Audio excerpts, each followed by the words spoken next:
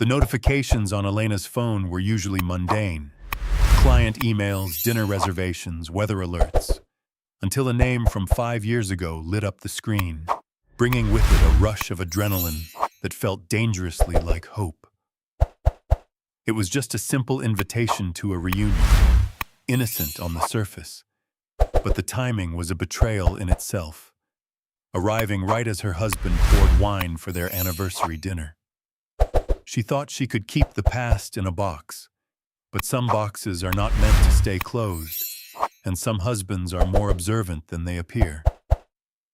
If you find yourself drawn to the quiet storms that wreck perfectly curated lives, stay with me.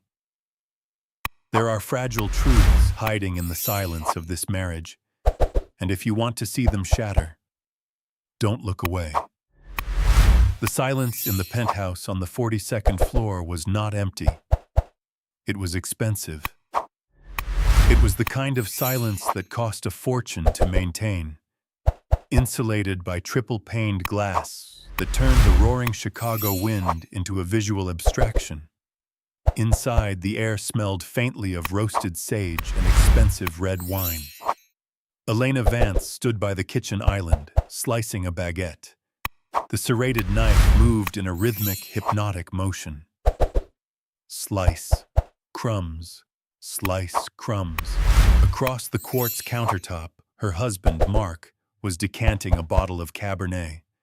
He moved with the precision of the engineer he was, deliberate, steady, calculating angles and flow. "Did you check the RSVP for the gala?" Mark asked, his voice low, breaking the quiet without shattering it. He didn't look up from the wine. "I did," Elena said, her eyes fixed on the bread. "Table 5. Near the donors, but far enough from the stage so we don't get deafened." "Good. Perfect." Mark finally looked at her. He had the kind of face that aged well, lines that suggested wisdom rather than stress, eyes that were a piercing, clear gray. He was a good man. Elena told herself this daily, like a mantra. He was stable. He was safe. He was the foundation upon which she had built a life that everyone envied. Her phone, resting face up on the marble counter between them, buzzed. It wasn't a call. It was a single, short vibration. A text. Usually, Elena wouldn't flinch. Her phone was a revolving door of gallery assistants, artists having meltdowns and her mother asking about grandchildren. But tonight, a strange electric premonition pricked the back of her neck. She wiped her hands on a linen towel and reached for the device. The screen lit up. Sender, Julian. Subject, the cabin. Message, the old crew is doing a reunion trip next month. Vermont. Just like senior year. Are you in? Or are you too famous now? Elena felt her heart slam against her ribs, a violent bird trapped in a cage. The name Julian hadn't appeared on her screen in 5 years. Not since the night she had chosen Mark, chosen stability, chosen the life that didn't involve sleeping on mattresses on the floor and screaming matches that ended in passionate makeup sex. Julian was the chaos she had survived. Mark was the peace she had earned. She stared at the message, the blue light reflecting in her pupils. Vermont. The word alone brought back the smell of wood smoke and whiskey, the feeling of cold hands under a wool sweater. "Everything okay?"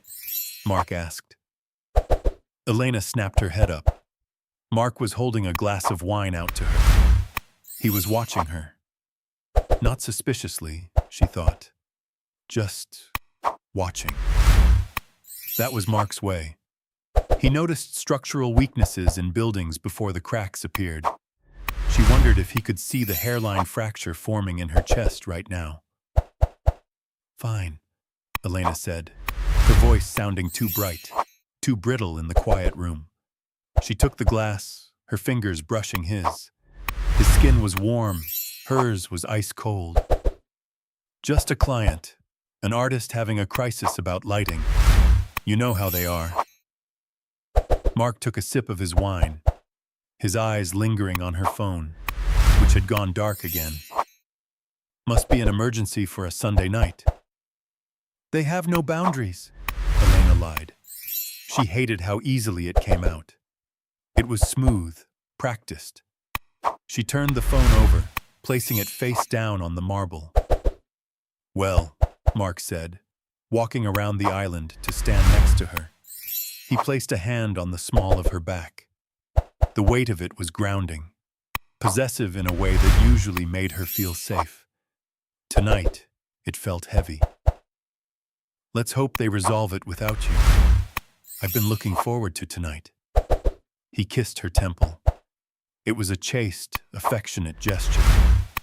Elena closed her eyes, breathing in the scent of his cologne, sandalwood and crisp starch. It was the smell of her life. But behind her eyelids, she saw snow. She saw a beat-up Jeep. She saw Julian's crooked grin. Me too, she whispered against the rim of her wine glass. Mark moved away to check the roast in the oven. As soon as his back was turned, Elena's hand drifted back to the phone. She didn't unlock it. She just touched the cold metal case. The temptation wasn't just about the trip. It was about the question Julian had really asked, the subtext beneath the casual invitation. Are you still in there? She needed to tell someone. She couldn't hold this alone. If she kept it inside, it would grow until it pushed everything else out. She needed to text Nora. Nora would understand. Nora would tell her it was a terrible idea, and that was exactly what Elena needed to hear to stop herself. Or maybe she needed Nora to tell her to go. She unlocked the phone, shielding the screen with her body, and typed quickly to her best friend. Julian just texted me. He wants to see me. God help me, Mark is standing right here and all I can think about is Vermont. She hit send. Across the kitchen, the oven timer dinged. Mark turned around, a pair of oven mitts in his hands. Dinner is served, he said, offering her a smile that didn't quite reach his gray eyes. The morning light in Chicago was unforgiving. It flooded the master bedroom through the floor to ceiling, windows, exposing dust motes dancing in the air that the cleaning service had missed. Elena lay still, feigning sleep, listening to the sounds of Mark's morning ritual. The hiss of the espresso machine, the snap of a briefcase latch, the silence of a man who moved through the world with calculated efficiency. When she finally opened her eyes, Mark was standing at the foot of the bed, adjusting his cufflinks. He was dressed in charcoal gray, impeccable as always. You were tossing and turning all night, Mark said. It wasn't a question.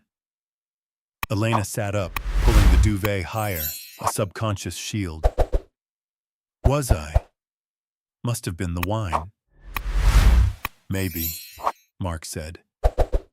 He looked at her for a beat too long, his gaze drifting to the nightstand, where her phone lay face down. Or that client emergency. Did they get it sorted? Yes, Elena lied, the word tasting like ash. It's handled. Good. I'll see you tonight. Don't forget we have the strata meeting. He leaned in, pecking her on the forehead. His lips were dry. As he walked out, Elena waited until she heard the front door click shut before she lunged for her phone.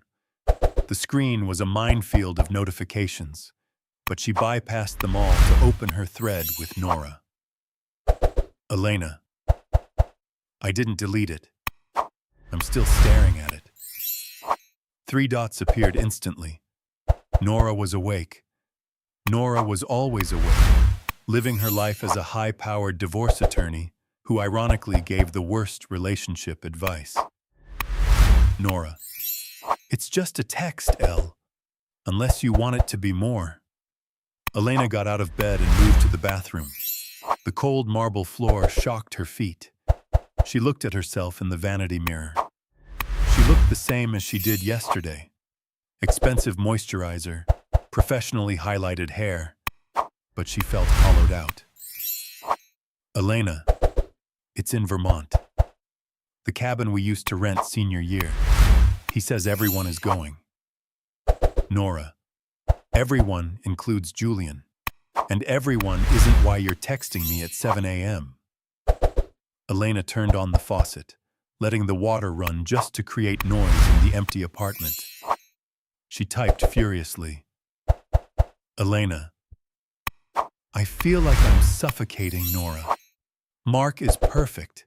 The apartment is perfect. But I feel like I'm playing a character in a movie about a happy woman. I just want to go for closure. Just to prove to myself that I made the right choice. It was the oldest lie in the book, and she knew it. Closure was a myth people invented to open doors they should keep locked. Nora. Dangerous game. But if you need to get it out of your system, maybe you should go. Just don't do anything stupid. Treat it like a funeral for your past. A funeral. That sounded safe. That sounded final. By the time Elena arrived at the gallery in River North, she had convinced herself. The rationalization settled in her chest, calming her heart rate. It wasn't an affair. It was an exorcism. She would go see Julian, realize he was a mess, and return to Mark with a renewed appreciation for her sterile, safe life. She spent the morning distracted, moving paintings around the showroom without really seeing them. Every time her phone buzzed, she jumped. Around 2:00 p.m., she was sitting in her glass-walled office when Mark texted. Mark, thinking about you. Also, I noticed the iPad in the kitchen isn't syncing with your calendar anymore. Did you change a setting? Elena froze. Her hand hovered over the keyboard. The iPad. The shared family hub where they kept their grocery lists and social schedules. She had turned off the sync specifically to hide the potential flight details she hadn't even booked yet. She stared at the message, analyzing it for traps. Was he asking a technical question? Or was he asking why she had gone dark? She typed back, her fingers trembling slightly. Elena. Weird. Must be the update. I'll fix it when I get home. Mark. No worries. Just didn't want you to miss anything. She set the phone down, her reflection in the dark screen staring back at her. The guilt wasn't a sharp pain anymore. It was a dull, constant hum, like the traffic on the street below. She opened a new tab on her browser. Flights. Chicago to Burlington. She wasn't booking it yet. She was just looking, just seeing if it was possible. But as the flight options populated the screen, she felt that rush again, the adrenaline of the precipice. She was standing on the edge, and the wind felt exhilarating. She texted Nora one last time. Elena, I'm going to tell him it's an acquisition trip. There's an estate sale in Montpellier. It's not even a total lie. She waited for Nora's reply, but the office door opened. Her assistant walked in with a stack of catalogs, but Elena barely registered her. Her eyes were fixed on the phone, waiting for permission, while the Book Now button on her screen pulsed in silent invitation. She didn't know that across the city, in a structural engineering firm, Mark was staring at his own screen. He wasn't looking at blueprints. He was looking at the family cloud account settings, watching the toggle switch for calendar slide back and forth in his mind. The lie, when it finally left her lips, tasted surprisingly sweet. It was smooth, devoid of the jagged edges Elena had practiced in her head all afternoon. It's the grandniece of the Wyeth School, Elena said, twirling pasta around her fork. They were eating at the kitchen island, the space between them filled with the harmless clutter of a Tuesday night. She died in Montpellier last week. The estate is a mess, but there are rumors of early sketches in the attic. I have to go before the vultures from New York get there. Mark chewed slowly, his eyes on his plate. He took a sip of water. Montpellier, he repeated. Vermont. Yes, Elena said, keeping her gaze steady. She had learned that liars looked away, so she forced herself to look at him. I'll likely need to fly out Friday morning, back by Sunday. Short trip, Mark observed. Efficient. You know how I am. I do. Mark finally looked up. His expression was open, mild. There was no accusation in the set of his jaw, no suspicion in the gray depths of his eyes. If it's important for the gallery, you should go. We can push the dinner with the Davises to next week. Relief washed over Elena, so potent it nearly made her dizzy. She had expected questions about logistics, about which hotel, about why her assistant wasn't going instead. But Mark simply accepted it. He trusted her. The realization sent a fresh pang of guilt through her, sharper than before, but she swallowed it down with a gulp of wine. The lie was structural now. It was holding. I'll go book the flight, she said, sliding off the stool. And then I need a shower. I feel like I've been carrying the city dust on me all day. Go ahead, Mark said. I'll clean up. Elena retreated to the master bedroom.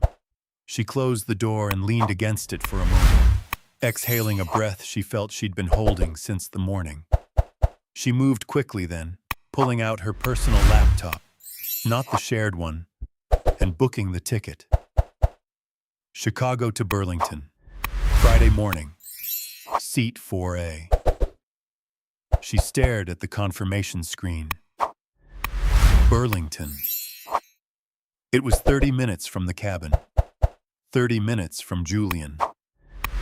She closed the laptop, shoved it into her tote bag, and stripped off her clothes. In the bathroom, she turned the shower on high. The steam began to fill the glass enclosure, blurring the sharp lines of the expensive fixtures.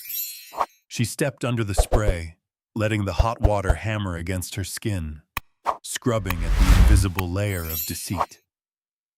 She told herself this was necessary. She told herself she was saving her marriage by exorcising this ghost. In the kitchen, the silence had returned. Mark rinsed the plates and placed them in the dishwasher. He wiped the counter with methodical, circular motions. He was a man who understood load-bearing limits. He knew that materials didn't just snap. They fatigued. They showed signs of stress long before the collapse. He picked up the household iPad from its charging dock to check the weather forecast for the weekend. He was planning to stain the deck while Elena was away. He swiped the screen open.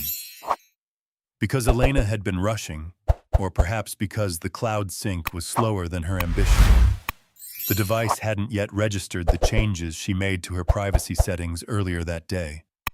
Or maybe in her panic, she had only toggled the calendar off, forgetting the message forwarding. A banner notification slid down from the top of the screen. It was small, unobtrusive, accompanied by a gentle chime. From Nora. Did you book the flight? Just remember, you're going there to bury the past, not sleep with it. Don't let Julian ruin what you have. Mark's hand didn't shake. He didn't drop the device. He simply stood there, the damp dish towel draped over his shoulder, reading the words. He read them once, then twice. Don't let Julian ruin what you have.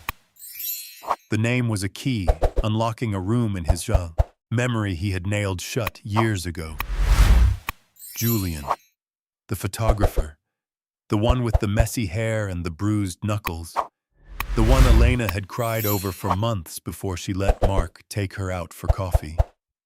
Mark looked at the bathroom door down the hallway. He could hear the faint rush of water. She was in there, washing her hair, believing she was clever, believing she was the only one with an inner life, the only one capable of secrets. He swiped the notification away. He didn't scream. He didn't storm into the bathroom and demand an explanation. That was what a weaker man would do. That was what a man who had already lost would do. Mark Vance was an engineer. When you found a crack in the foundation, you didn't smash the building. You assessed the damage. You monitored the propagation. You waited to see if the structure would hold, or if it needed to be condemned. He set the iPad back on the dock, exactly as it had been. He turned off the kitchen lights, leaving only the under-cabinet LEDs glowing softly against the floor.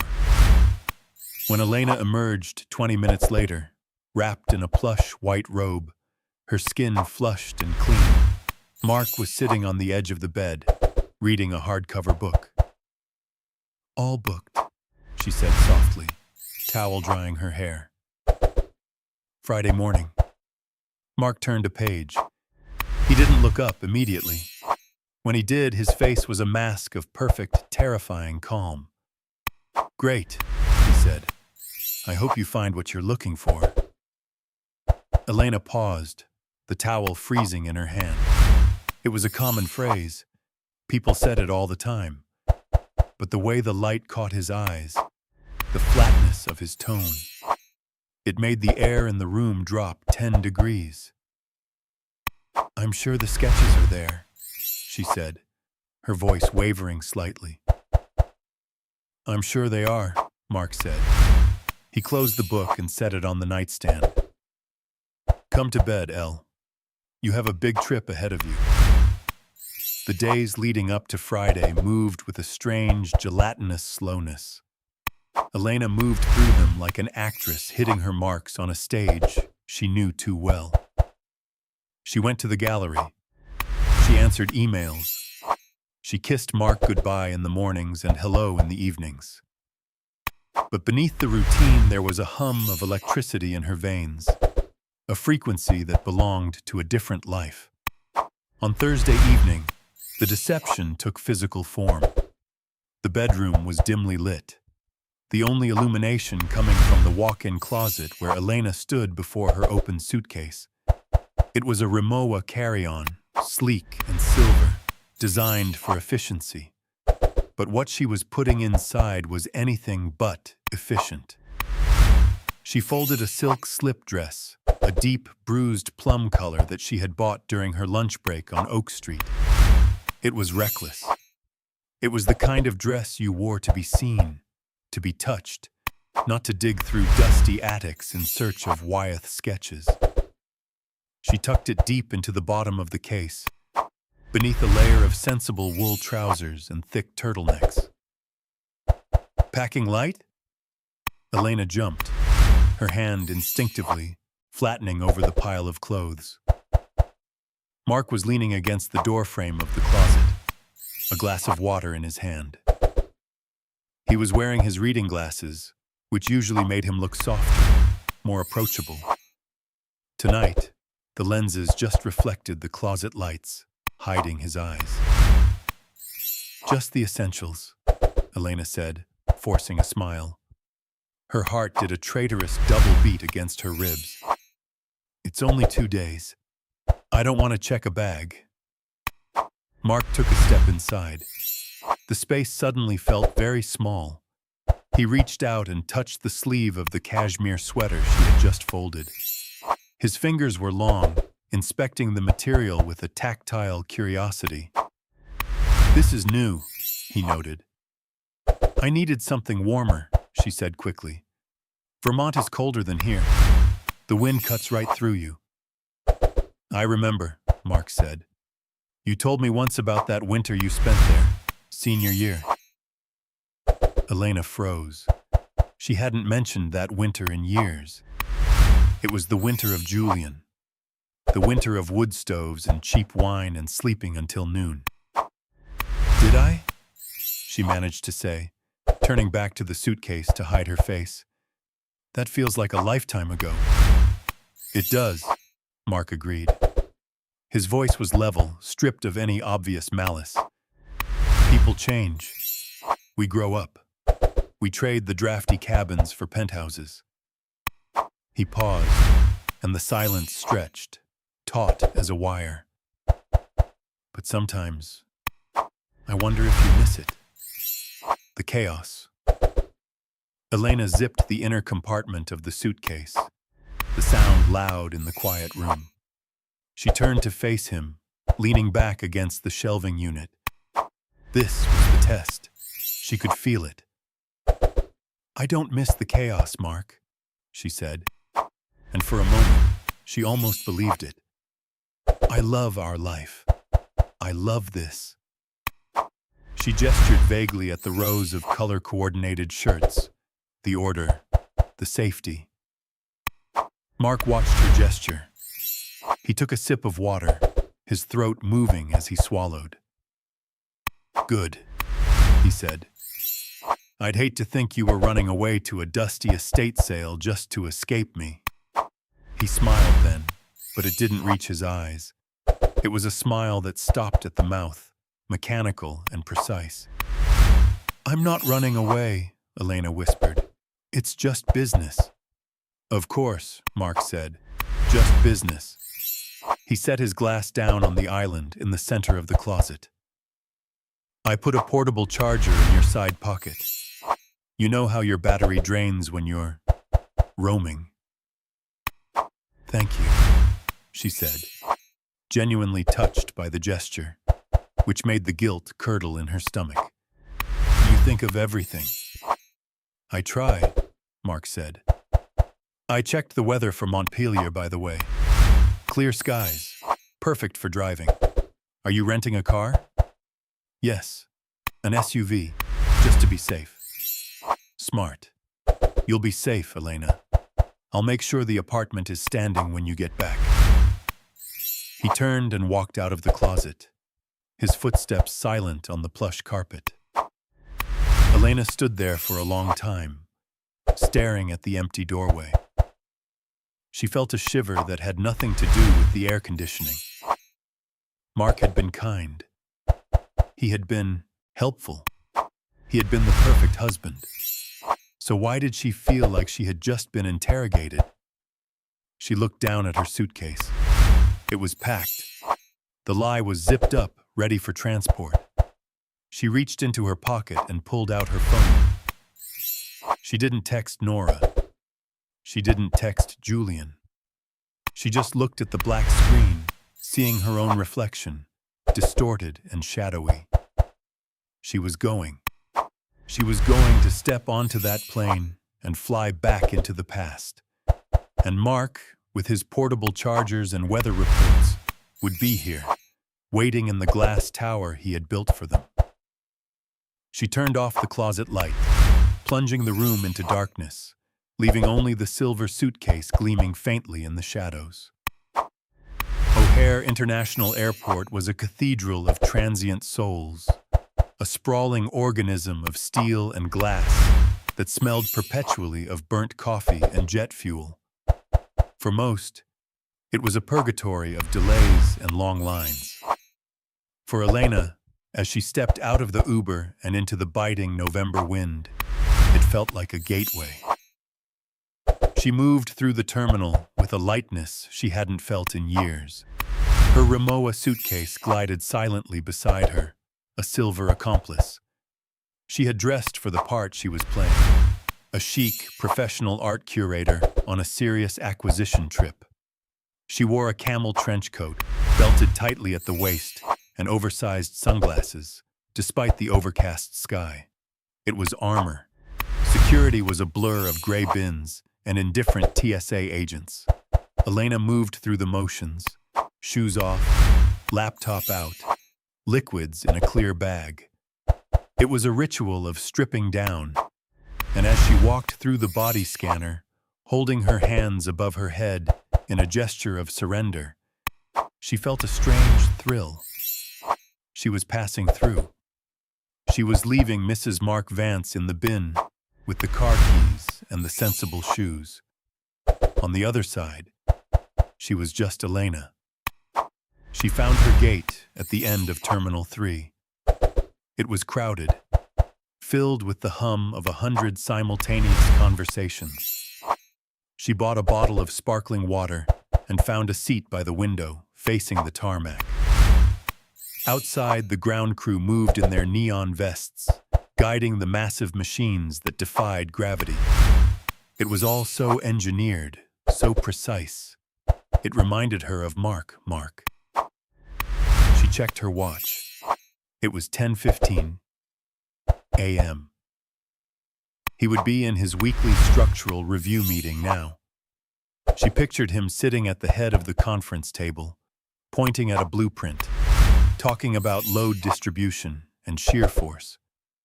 He was safe. He was occupied. He was miles away, anchored in the reality she was currently fleeing. The guilt that had plagued her all week suddenly receded, replaced by a surge of adrenaline. She was actually doing it. She had pulled it off. The lies, the packing, the fake itinerary. It had all worked. The structure of her deception was sound. She pulled out her phone. She needed to anchor this moment, to share the illicit spark with the only person who knew the truth. She opened her thread with Nora. Elena, I'm at the gate. Boarding in 20. I feel lighter. Is that terrible? She watched the 3 dots dance. Nora replied almost instantly. Nora, it's the adrenaline. Just be careful, Elle. Remember the plan. You go, you see him, you realize he's a disaster, you come home. No messy endings. Elena smiled at the screen. No messy endings. That was the goal. She typed back quickly, her thumbs flying over the glass. Elena, I know. I'm doing it. I'm going to see him. Mark has no idea. He even checked the weather for me. I'm in the clear. She hit send. The message bubble turned blue, joining the stream of digital confessions. Mark has no idea. The words felt powerful, a declaration of her own autonomy. She wasn't just Mark's wife. She was a woman with a secret. A woman with a history that was about to be reclaimed. Flight 492 to Burlington, now inviting Group 1 to board, the gate agent announced, her voice crackling over the intercom. Elena stood up. She smoothed the front of her trench coat. She picked up her bag. She looked out the window one last time. The plane was waiting. A silver tube connected to the building by a fragile accordion bridge. It was the vessel that would take her back to Vermont. Back to the cabin. Back to Julian. She took a deep breath, filling her lungs with the recycled, sterile air of the terminal. She felt alive, dangerous, free. She joined the queue, her boarding pass ready on her phone screen. She was 3 steps away from the gate agent when her phone buzzed in her hand. It wasn't a notification. It wasn't an email. It was a text. She glanced down, expecting Nora wishing her a safe flight. The name on the screen was Mark. Elena frowned. He should be in his meeting. He never texted during the structural review. A tiny, cold prick of unease touched the base of her spine. She stopped moving, stepping out of the line as passengers flowed around her like a river around a stone. She unlocked the phone. The phone in Elena's hand felt suddenly heavy, a lead weight pulling her arm down. The noise of the terminal, the announcements, the chatter, the rolling suitcase wheels seemed to drop away, replaced by a high-pitched ringing in her ears. She stared at the screen. The name Mark sat at the top, a simple, bold header for a message that would dismantle her life. She tapped the notification. The message opened. Mark. I turned the iPad sync back on Tuesday. Mark has no idea was a bold assumption to make, Elena. Enjoy Vermont. I hope the closure is worth what you're leaving behind. Elena stopped breathing. The air in the terminal, previously recycled and stale, now felt thin, insufficient to fill her lungs. She read the words again, desperate for them to mean something else, for this to be a joke, a mistake, a wrong number. I turned the iPad sync back on Tuesday. The memory flashed in her mind like a strobe light. Mark standing in the kitchen, wiping the counter. Mark holding the iPad. Mark asking her about the calendar glitch. Tuesday. He had known for 3 days. She looked up, her eyes wide and unseeing behind her dark sunglasses. The line for Group 1 was moving. The gate agent was scanning passes, the electronic beep, beep, beep sounding like a countdown. A businessman in a gray suit brushed past her, muttering an apology, but she didn't feel it. He had known. When he asked about the weather, he knew. When he packed the portable charger, he knew. When he stood in the closet and asked if she missed the chaos, he was giving her an exit ramp, a chance to confess, a chance to stop. And she had looked him in the eye and lied. She looked back at the phone. The timestamp on her text to Nora was 10:18 a.m. Mark's reply was 10:19 a.m. He was watching. Right now. He wasn't in a structural review meeting. He was somewhere, maybe his office, maybe the apartment, watching the blue bubbles appear on the screen, watching his wife confirm her betrayal in real time. The image of him, calm and silent, watching her destroy their marriage text by text, was more terrifying than any shouting match she could have imagined. Ma'am, are you boarding? Elena jumped. The gate agent was looking at hers, a polite but impatient expression on her face. The line had cleared. The tunnel to the plane was open, a dark mouth waiting to swallow her. Elena's voice cracked. She cleared her throat. She looked at the jetway. At the end of that tunnel was Burlington. Julian. The past. It was everything she thought she wanted 10 minutes ago. But now, the destination looked like a trap. If she got on that plane, she was sealing the verdict. If she got on that plane, she wasn't just going on a trip, she was abandoning her life. I hope the closure is worth what you're leaving behind. Mark's words were precise, engineered to cause maximum structural damage. He hadn't told her not to go. He hadn't begged. He had simply laid out the cost. Elena stepped out of the line. Ma'am? The agent repeated, confused. I can't, Elena whispered. She gripped the handle of her silver suitcase until her knuckles turned white. I can't go. She turned around, facing the wall of glass that looked out over the gray tarmac. Her reflection stared back at her. The trench coat, the sunglasses, the perfect hair. She looked like a woman who had it all together. But inside, the foundation had crumbled. She typed a reply to Mark. Her fingers were shaking so badly, she hit the wrong keys twice. Elena. Mark, I'm not going. I'm coming home. We need to talk. She watched the screen, waiting for the 3 dots, waiting for anger, waiting for relief. Nothing happened. The message said, delivered. But there was no read receipt, no typing indicator, just the cold, static white of the screen. She dialed his number. It rang once, twice, 3 times. Then the voicemail picked up. It was his professional greeting, his voice steady and deep. "You've reached Mark Vance. Please leave a message." Elena lowered the phone.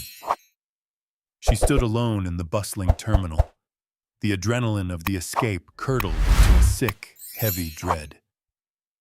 The flight to Burlington began its final boarding call, but Elena was already walking toward the exit, dragging her suitcase behind her like a coffin. She wasn't flying to Vermont. She was going back to the glass penthouse on the 42nd floor. But she knew, with a certainty that settled in her bones, that the home she was returning to was no longer there. The ride back from O'Hare was a blur of gray highway and brake lights. Elena sat in the back of the Uber, her silver suitcase wedged next to her knees, vibrating with the hum of the road. She checked her phone every 30 seconds. No new messages. No missed calls. The silence from Mark was absolute. It was a void that seemed to swallow the signals from the cell towers, a black hole of communication that she had created. When the car pulled up to the curb of their building in the Gold Coast, the doorman, Henry, opened the door with his usual pleasant smile. "Back so soon, Mrs. Vance? I thought you were off to Vermont."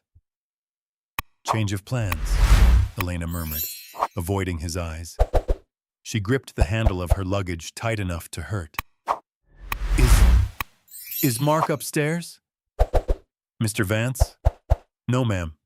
He hasn't come back since he left for the office this morning." Elena nodded, a cold stone settling in her stomach. Of course he wasn't there. He was an engineer. He didn't abandon his post just because the structure was failing. He finished the work. He closed the loop. The elevator ride to the 42nd floor felt like an ascent into thin air. Her ears popped. The numbers on the display climbed steadily. 20, 30, 40, counting down the seconds until she had to face the crime scene. The doors slid open directly into their foyer. The apartment was silent. Not the expensive, peaceful silence of the morning, but a stagnant, heavy quiet. The air felt still, as if no one had breathed it in hours. "Mark?" she called out, though she knew no one would answer. Her voice died in the open-plan living room, absorbed by the plush rugs and the acoustic paneling. She left her suitcase by the door, the silver accomplice abandoned, and walked into the kitchen. It was exactly as they had left it. The coffee cup from the morning was still in the sink. The hand towel was draped over the oven handle, and there, on its charging dock, sat the iPad. Elena approached it slowly, as if it were a live explosive. The screen was dark. She tapped it. It woke up instantly, the retina display bright and unforgiving. There was the notification center. "Nora, I'm at the gate. Boarding in 20. Nora, it's the adrenaline. Just be careful." Elena, Mark has no idea. Seeing her own words on this screen, in this room, made her physically nauseous. It was so obvious, so reckless. She had brought her infidelity into their kitchen, placed it on the counter next to the fruit bowl, and expected him not to see it. She sank onto Pont-à-Thun, one of the bar stools, the leather cold against her legs. She didn't turn on the lights. She simply sat there as the afternoon sun began to dip lower, casting long, angular shadows across the floor. Time lost its shape. She didn't know how long she sat there. The sky outside the floor-to-ceiling windows turned from gray to a bruised purple, and then to the deep, glittering black of the Chicago night. The city lights flickered on below, a grid of electricity that felt million miles away. Usually this view made her feel powerful. Tonight, it made her feel exposed. She was sitting in a glass box, suspended in the dark, waiting for the verdict. She thought about texting him again. She thought about calling. But what could she say? I'm here? I didn't go? It didn't matter that she hadn't boarded the plane. The betrayal wasn't the trip. The betrayal was the desire. The betrayal was the calculation. She had packed a bag. She had bought a dress. She had told her friend she felt lighter at the prospect of leaving him. She couldn't text those things away. Around 8 p.m., the elevator chimed. The sound was deafening in the quiet apartment. Elena stiffened, her spine snapping straight. She turned toward the foyer, her heart hammering a frantic rhythm against her ribs. The heavy steel doors slid open with a soft hiss. Mark stepped out. He was wearing his trench coat, the collar turned up against the wind. He carried his leather briefcase in one hand. He looked tired. Not angry, not devastatingly sad, just exhausted. The kind of exhaustion that comes from holding up a ceiling that is trying to collapse. He didn't look at her immediately. He placed his keys in the ceramic bowl on the console table. Clink. He set his briefcase down. Then, he turned. He saw the suitcase by the door. He saw Elena sitting in the dark kitchen, illuminated only by the faint glow of the city outside. He didn't speak. He just stood there, loosening his scarf, his eyes adjusting to the shadows. The distance between the foyer and the kitchen was only 30 feet, but it felt like an ocean. Elena opened her mouth, but her throat was dry, sealed shut by the weight of the last 10 hours. She wanted to run to him, but she stayed frozen on the stool. She had lost the right to close that distance. Mark walked into the living room, bypassing her to go to the liquor cabinet. He poured himself a drink, whiskey, neat. He didn't offer her one. He took a sip, the ice in the glass, if there was any, absent, just the amber liquid. He turned to face her, leaning against the credenza, his silhouette framed by the night sky. "You're here," he said. His voice was flat, devoid of question or relief. It was just a statement of fact. "I couldn't go," Elena whispered. "I know," Mark said. "I got the alert from the airline. You canceled your ticket." He had been watching that too. "You have alerts for my flights," Elena said. It wasn't a question. It was the final piece of the cage snapping into place. Mark swirled the whiskey in his glass. "I have alerts for all our shared expenses, Elena. You booked the ticket on the joint Amex. You didn't even use your personal card." He took a slow sip, his eyes never leaving hers. "It was sloppy. Or maybe you wanted to be caught." He walked over to the sofa and sat down, crossing his legs. He looked like he was about to conduct a performance review. The distance between them remained absolute, filled with the hum of the refrigerator and the wind pressing against the glass 42 stories up. Elena stood up. Her legs felt unsteady, pins and needles pricking at her calves. She moved toward the living room but stopped at the edge of the rug, respecting the invisible boundary he had drawn. "I'm sorry," she whispered. The words felt small, pathetic, like throwing a pebble at a tank. "I know you are," Mark said calmly. "I know you're sorry you're standing here. I know you're sorry you felt the need to go, but what I need to understand, what I need you to explain to me, Elena, is the math." "The math?" "The calculus of it," Mark said, gesturing vaguely with his glass. "You have a life most people would kill for. We built this. We are stable. And yet, you were willing to trade it for a weekend in a drafty cabin with a man who couldn't pay his rent 5 years ago. Why?" Elena wrapped her arms around herself. This was the interrogation she had feared.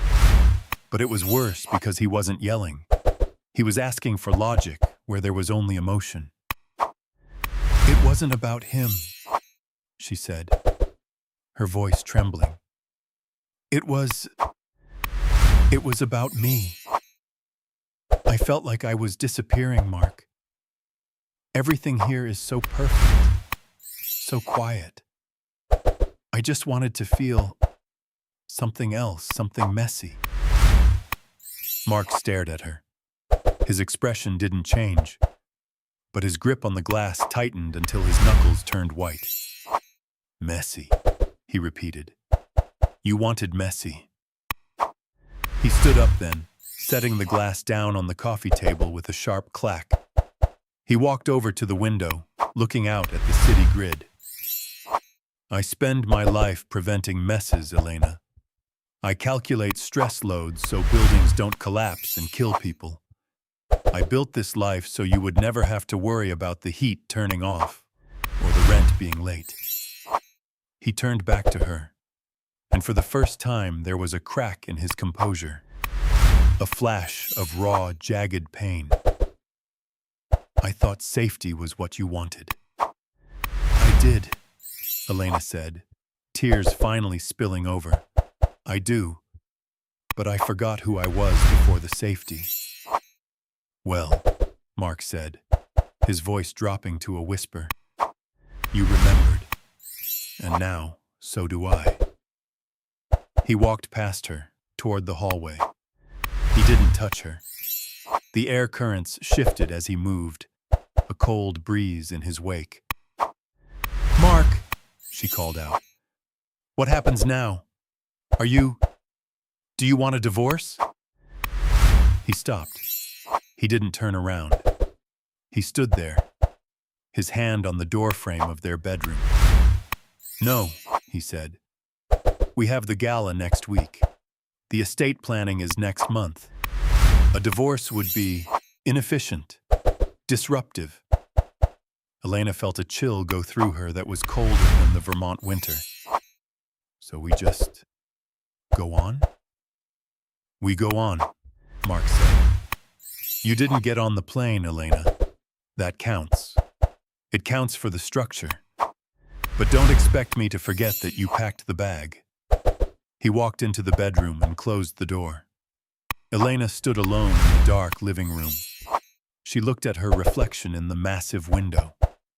A woman in a trench coat, standing in a multi-million-dollar apartment, trapped in the amber of her own choices. She had stayed. She had chosen safety. But as she looked at the closed bedroom door, she realized the price. She had kept her husband, but she had lost his eyes. She had kept the house but lost the home. She walked over to the console table and picked up her phone. She opened the thread with Nora one last time. "Elena, I'm home." She didn't wait for a reply.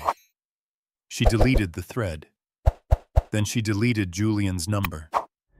She turned off the phone and left it on the table. Elena Vance took off her coat, hung it in the closet, and walked toward the bedroom door. She opened it and slipped inside. Mark was on his side of the bed, his back to her, breathing deeply but not sleeping. She climbed in beside him, pulling the high thread count sheets up to her chin. The space between them was only a few inches, but it was a chasm that no amount of apologizing would ever bridge.